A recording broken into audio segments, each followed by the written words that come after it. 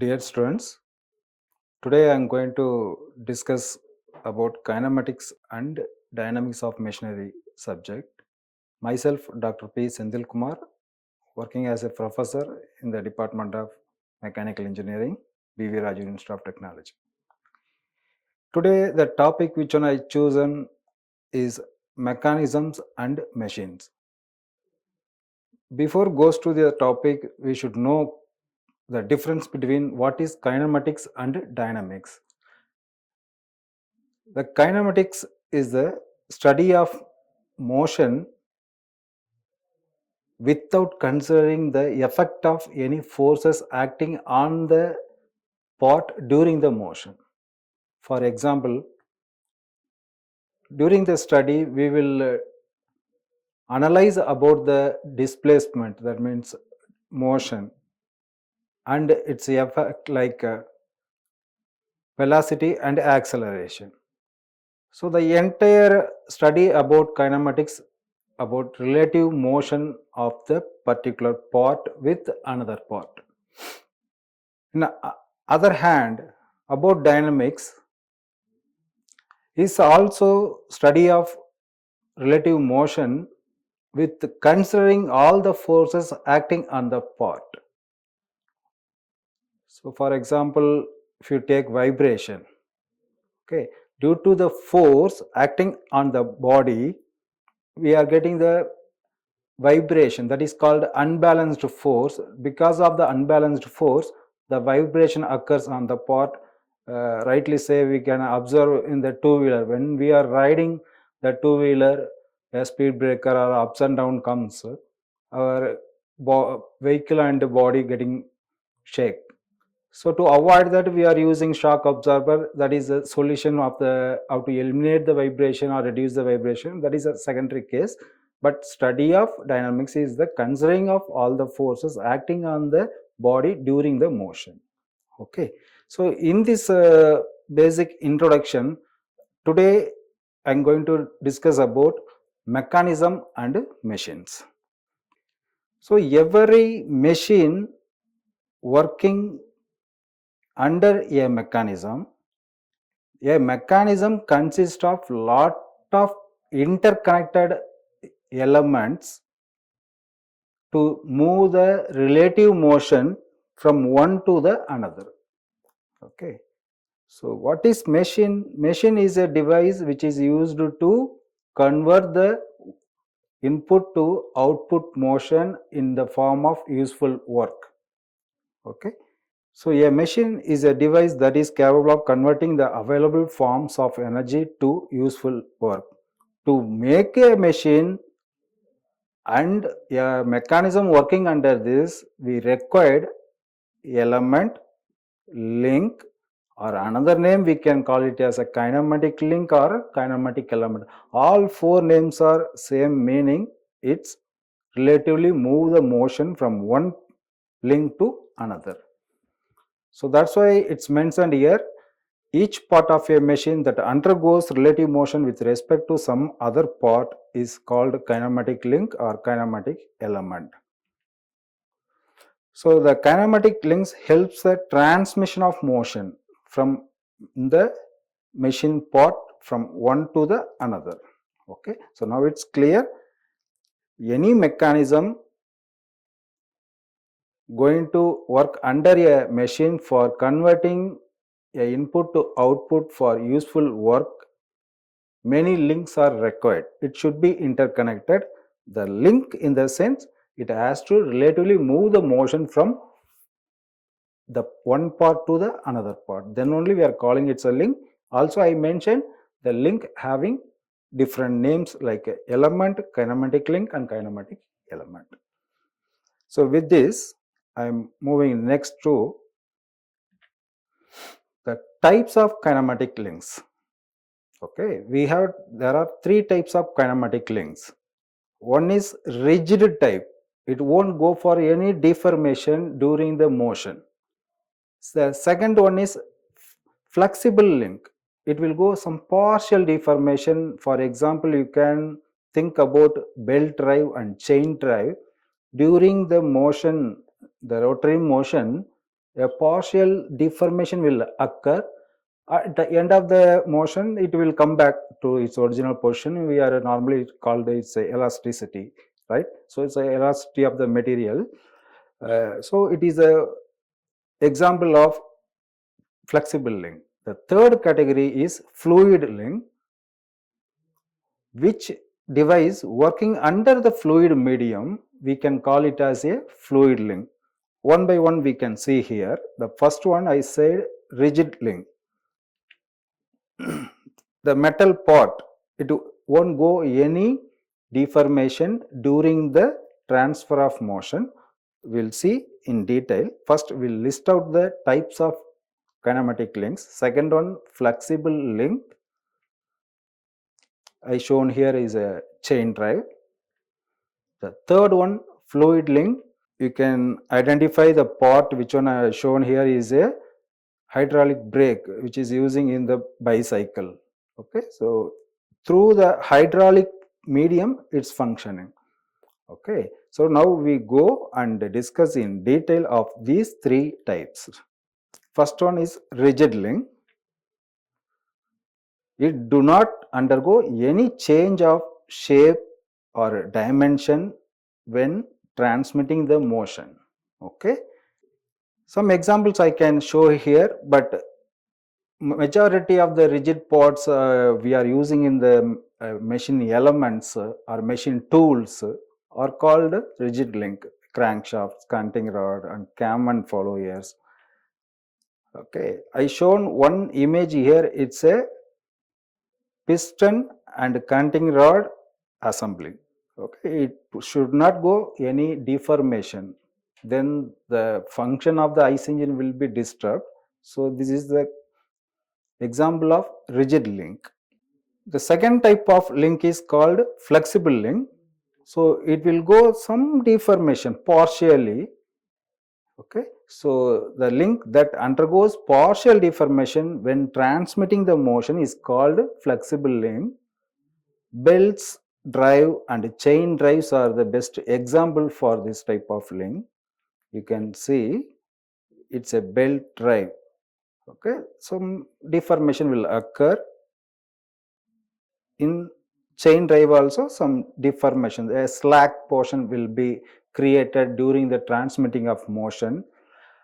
Particularly in this example, I would like to add some additional information for belt drive. The two ends connected is called pulleys. In the case of chain drive, we are calling it as a sprockets. Okay, so during using for belt drive, it is called pulleys. In chain drive, sprockets. Okay, so these are examples for flexible link. The third type is fluid link. I already mentioned which device working under the fluid medium. Okay, through the fluid medium, a motion is transmitted, then it is called fluid link. So a fluid link makes use of a fluid to transmit motion by means of pressure. Obviously, hydraulic brake will get high pressure to do the function. Fluid link always undergo deformation when transmitting motion, because when the pressure is changing for the given fluid, obviously there is a deformation. Okay, so some examples are listed here, like pneumatic punching presses, hydraulic jacks, and hydraulic brakes. So I'm just briefing. So far what we discussed, we started with link. Link means a part which is relatively move that or transfer the motion from one part to another part is called link or element. Another two names are kinematic link or kinematic element. It have three types. One is rigid link. It won't go any deformation during transferring the motion. Second one is flexible link. Partially the deformation will occur. And third one is fluid link. The work done through the fluid medium. Okay, so once a link is understand the function of the link, then it has to be connected within n number of links, okay, then only we can make a mechanism. The mechanism will be function under the machine. This is the concept in the initial stage I discussed. So the joints, how we are making a individual link is also matter. Here also there are three types of joints. Okay, one is binary joint. There will be two nodes. You can see in the image there are two nodes. Only two end will be useful for connecting. Then it is called binary joint. The second type is ternary joint. That means there are three links are joined at a connection. A triangle shape is look like a example of this. You can see three nodes are there in the image. The third and last one is a quaternary joint. Obviously it will get four nodes to connect. Okay, so if four links are joined at a connection, it is known as a quaternary joint. So by connecting a single individual link to another, like the way third, fourth, fifth, a mechanism will be formed. Okay, majority of the time people will prefer 3 joints, 4 joints to simplify the connections. If it is a simple mechanism, a binary joint will be preferred. About link, we cleared out. By using the link, what kind of joints we can make, that part also clear. Now, one link is connected with another link. What is the name of that? Obviously, it's a pair. Two things are there is called pair. The same way, two link or two elements joined together, then we are calling it is a pair and kinematic pair. So the two links or elements of a machine when in contact with each other are said to form a pair. Now the difference between commonly calling pair and kinematic pair is the kinematic pair should function for transmitting relative motion. That is very important. If you connecting two parts and keeping ideal, it's a static condition, no motion is transferred, we cannot say it's a kinematic pair. Okay, if the motion is transferring from one part to another part, that is one link to another link, then we can call it is a kinematic pair. Also, it is completely or successfully constrained.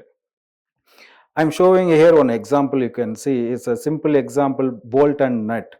Bolt is a one link, nut is another link. There is a motion of the nut on the bolt threads. So relatively the motion is happening. Okay, then we can call it is a kinematic pair. Next, kinematic pair having some three types of classification. The classification based on nature of contact, the classification based on constraint, mechanical constraint, and the third one is based on relative motion. For example, previous slide I shown bolt and nut. The nut relatively moved on what kind of motion it formed along with the another link. That way the relative motion also one more category in the classification of kinematic pairs. So the three types of classification we will see here. First I will be list out all the three category. After that one by one we will discuss. The first one is based on the nature of contact. Okay, the nature of contact, how it is, one is meshing with another, or one is connected with another, or one is touching with another. The same way we are going to categorize the first one, nature of contact, lower pair and higher pair. You will see in detail. The second category of the classification is based on the type of mechanical constraint or mechanical contact also we can say. Here also two types. One is self-closed pair. Second one is force closed pair. Okay. The third category having 7 types, that is relative to relative motion. So the based on the type of relative motion between the elements of the pair, one is sliding pair, rolling pair, turning pair, screw pair, cylindrical pair, and finally spherical pair. Okay. So these are all the 3 major categories of classification of kinematic pairs. One by one we will see. So first, based on the nature of contact between the pairing elements. Before goes to this, I will give brief idea.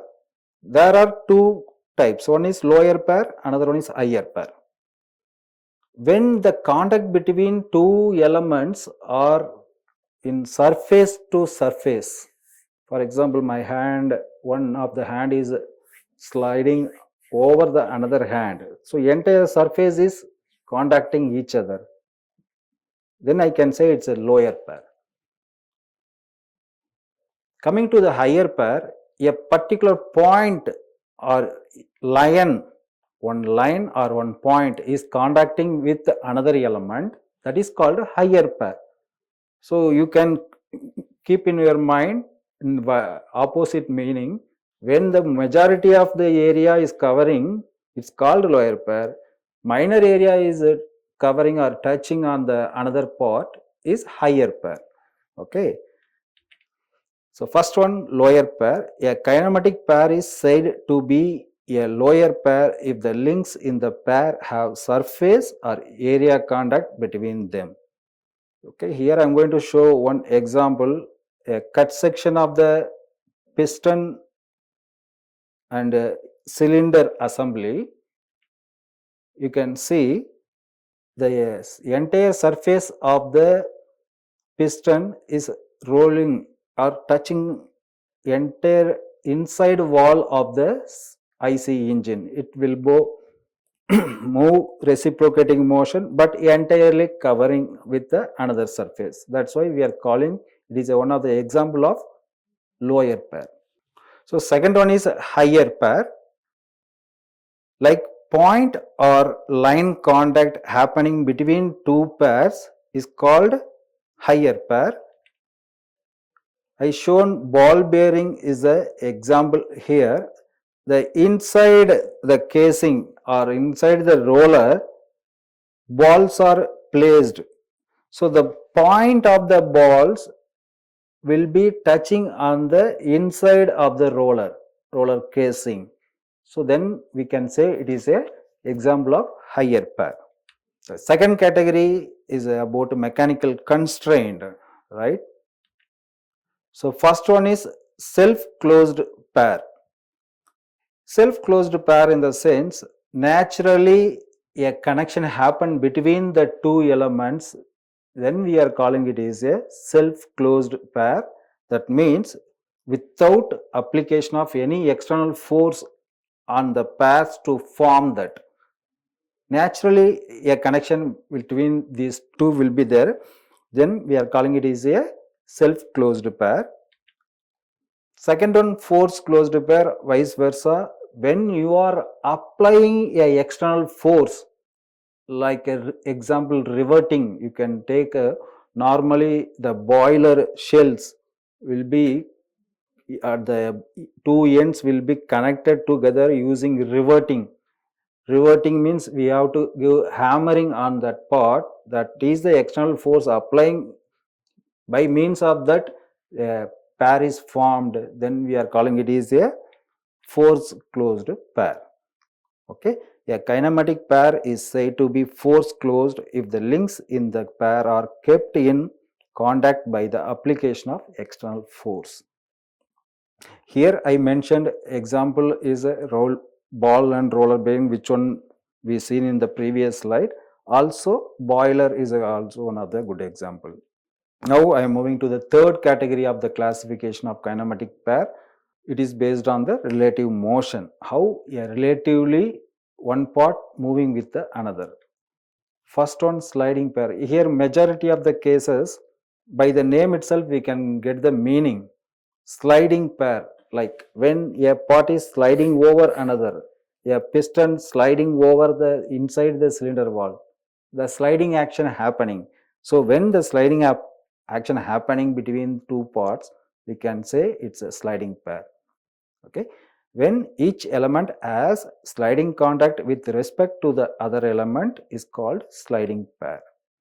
Okay, here I am going to show two examples. One is a square bar is sliding in this square bracket, okay, with the hole, square type of hole. Inside it is making a sliding action. Another one you can see, it's a spur gear drive. Okay, why I am saying spur gear drive? Only one gear if you are taking, it's a gear. You are attaching or meshing one gear with another type of gear, the sizes may be different or same. Most of the cases it will be different, then only we can get the speed reducer and speed increaser. Okay, so in the spur gear, the teeth, one teeth of the driver is sliding action making with the driven gear teeth. Okay, so the during the rotation, the sliding action will be parallelly happen. Okay, so this is about sliding pair. Second one is rolling pair. Like sliding pair, where you are getting rolling action, is called rolling pair. In a rolling pair, one element undergoes rolling motion with respect to other. Yes. Previously, I shown this example. Okay. This is a belt drive. I mentioned for belt drive, one is a driver pulley, another one is a driven pulley. The belt is rolling over the driver and driven pulley. Okay, so it's making rolling action here. The same way, once again I am showing ball and roller bearing. Here also the rolling action will be happen in between that. Okay, so wherever we are getting rolling action, we can say it is a rolling pair. Third one is turning pair. Okay, now that some difference will come because rolling, turning, cylindrical and screw, all together there is a revolution, but what way it is differing, I will give you the clarity. Rolling pair, one belt drive is rolling over the two pulleys, getting rolling action, rolling pair. Now turning pair, one link undergoes turning motion. Okay, that means from the example you can clearly understand. Example you take as a cycle, bicycle wheel, the axle portion is fixed. Okay, over the axis portion, the wheel is turning over the axis. So it's not a rolling action, it's a turning action. Okay, clear? Rolling means the pulley also rotated, belt rotated over that. Here axis is fixed, over the axis the wheel is make a turn. That's why it's called a turning pair. The fourth type is called screw pair. Here also rolling action will be there, but major difference is there should be a threading portion. Bolt and nut is a good example here. There is a threading portion and making rolling action over there, then we can call it is a screw pair or helical pair. You see, both turning and sliding motion relative to each other. Yes, the nut will start from the edge of the bolt and it will turn because bolt is fixed part, like bicycle axle is fixed, wheel turned over that. So bolt only fixed here, nut will be making a turning action.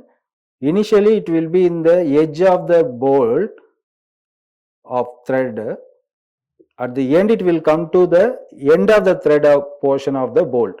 So sliding action, turning action, both is happening. That's why we are calling it is a screw pair. Initially the bolt in the figure, the edge of the bolt, now it went to up to the end of the thread portion. Okay. Cylindrical pair. From the example I will explain about it.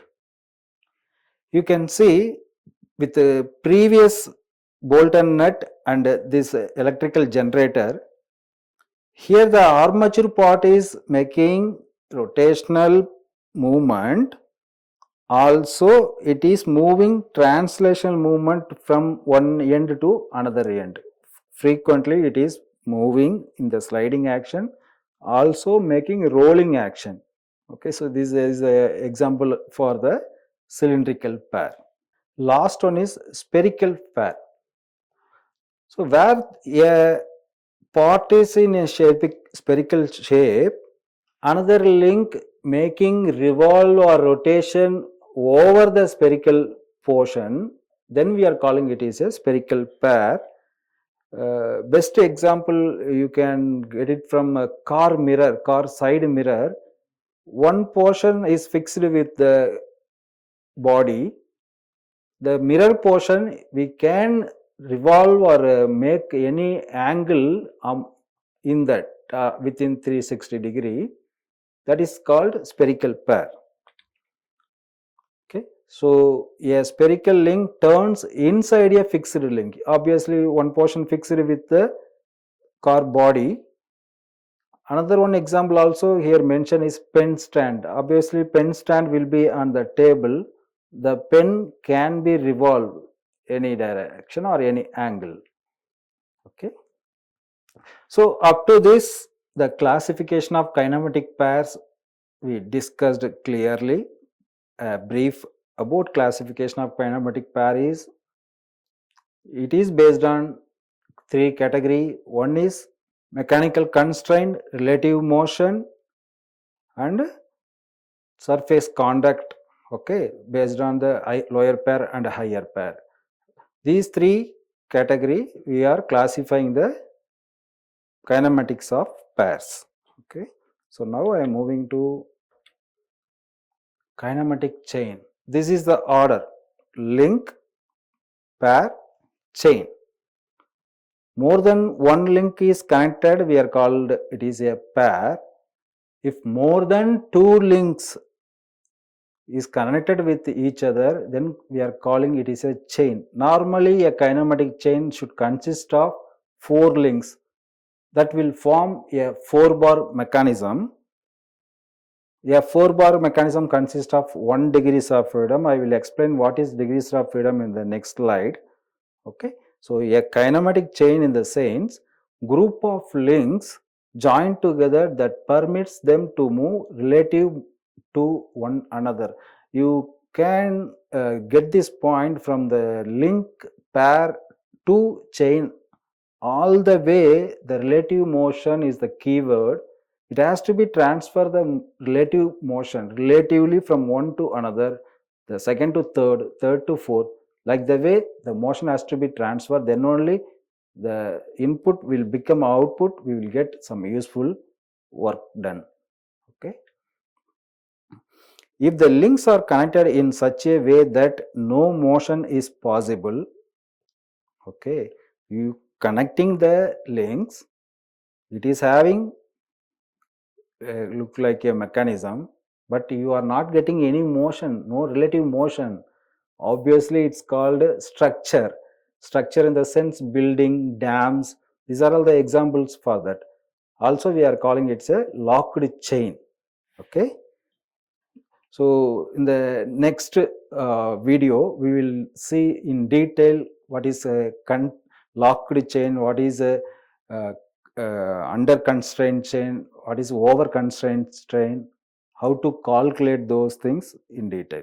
So for the today videos, the last topic is degrees of freedom. Okay, the name itself you can get the clarity. Freedom degrees, how much degrees or how many angles a particular part can be moved. What are the angles are arrested, how many are freedom to move is called degrees of freedom. In definition, I can say the minimum number of independent coordinates required to specify a motion at particular instant is called degrees of freedom. You can see in that minimum number of independent coordinates required to specify a system at a particular instant. It can, for example, I am allowing one system to move in one direction only. A robot is allowed to move in a linear direction, x-axis only. Then its degrees of freedom is 1. Remaining direction are arrested. In opposite way. I am taking example as a aeroplane. It have freedom to move all 6 possible directions. Okay, that is called degrees of freedom. It can be calculated with the help of a formula. The small n is nothing but the number of degrees of freedom. 3 into L minus 1. L is number of links on the system minus 2J. J is nothing but number of lower pairs. The first category nature of contact we discussed na lower pair, surface to surface contact. We have to identify how many lower pair there in the given system, and the last one H is number of higher pair. So wherever the point contact or line contact is there in the system, that numbers also you have to get substitute here. It will provide you how many degrees of freedom for the given system. Okay. This particular relationship formed by Kuijberg, so that's why we are calling it is a Kuijberg criterion. The second information about degrees of freedom, we can call it is a movability, mobility, another way also. Okay, so this is about today discussion, particularly mechanism and machines. Still, we need to talk about inversion of mechanism for the different types of mechanism. Inversion in the sense by fixing one link, getting output from the different or remaining links. The same way by fixing the another link, getting output. Third link, fourth link, like that. How many links are there in the system? Fixing one by one simultaneously and getting different outputs is called inversion. We are going to do this inversion for 3 different mechanisms like 4-bar mechanism, slider crank mechanism and double slider crank mechanism. After this, we will start straight line motion mechanism. Finally, the steering gear mechanism.